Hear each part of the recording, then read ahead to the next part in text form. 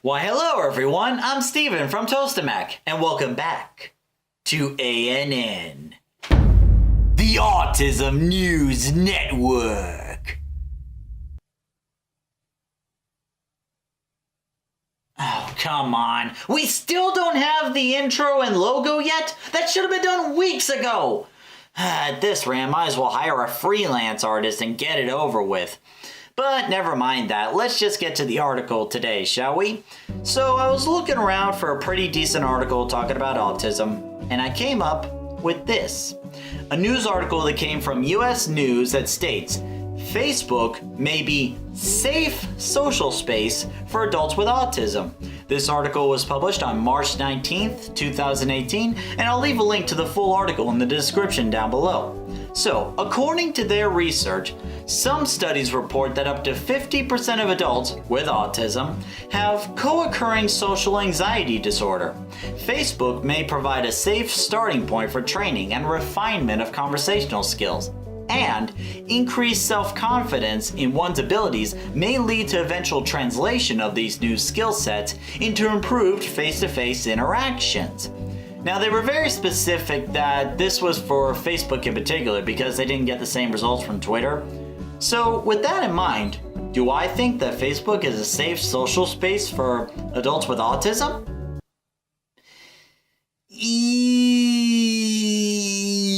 Yeah, I would take that kind of statement with a grain of salt. Like a huge grain of salt. Like the amount of salt you would put in an order of McDonald's French fries, supersize, and then add some more salt just to be safe. So why would I make such a statement? Well, there are two big reasons.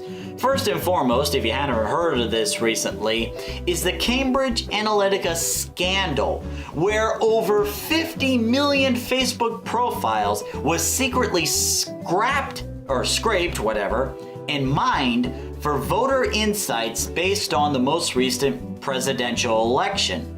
This breach of security and privacy was so big, so bad, that Mark Zuckerberg might as well make a I'm sorry world tour just to make this all better. And even then, maybe. But that's a tale for another time.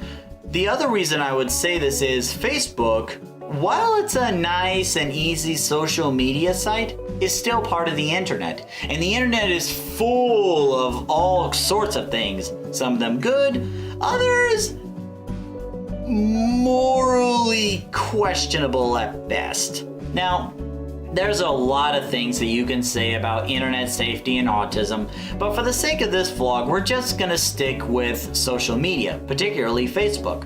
We're gonna go over 3 pros and 3 cons of using Facebook as a social media site for those with autism. The first point we're gonna go over is, unless you're doing video chat on Facebook, you don't really need to focus on social cues or body language or eye contact to have a conversation with someone on Facebook. You just type up a message and then boom, there you go.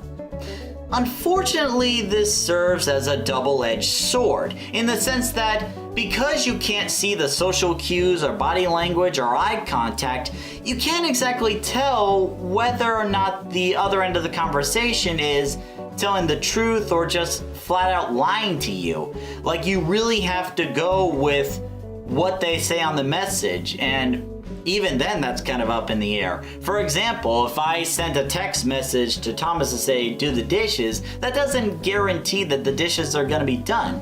Even if he texts, oh, I'll have it done in a few minutes. It's still up in the air because I can't read the social cues from a message. The second pro that I would like to list on this is, on Facebook, or the internet for that matter, you can remain anonymous. You don't have to put your actual information on there. You can just make up an identity. But again, this is a double-edged sword where it also serves as a con. Because of the fact that anyone can be anonymous, there's no way of knowing whether or not that person is real unless you actually met the person or had a video chat. And this is a very serious matter for those who are more gullible, for lack of a better word. There have been several instances on social media like Facebook and even back where MySpace was still a thing, that people who just met on the internet would try to come to a meeting spot, But the problem is person A would most likely not know that person B, the other person at the other end of the conversation, was most likely a predator. Yeah, I don't think I need to go any further on that one. So you gotta be really careful about situations like this. Try not to arrange an actual meetup unless you actually know the person or see them through a video chat. Because if you try to arrange a meeting with someone you just met online that may or may not exist, you're just rolling the dice on what can happen. And trust me, that's one pair of dice that you don't want to roll. Now the third pro I want to list, and this is for Facebook in particular, in Facebook, you have different Facebook groups, different online communities within Facebook where you can find people just like you to talk about similar experiences or share thoughts on a certain topic, talk about all kinds of stuff where you're surrounded by people who are similar to you. Maybe either autism Facebook groups or YouTube Facebook groups. But the problem with that is there are other kinds of Facebook groups as well. All kinds, almost as broad as the internet. And you really need to be careful about which groups you look into. Not only because of how much trouble you might get into, but Facebook actually tracks where you go, whether you like it or not. So just be careful about which Facebook groups you go into, okay? Now, don't get me wrong, guys, this isn't me bashing Facebook because I use Facebook all the time.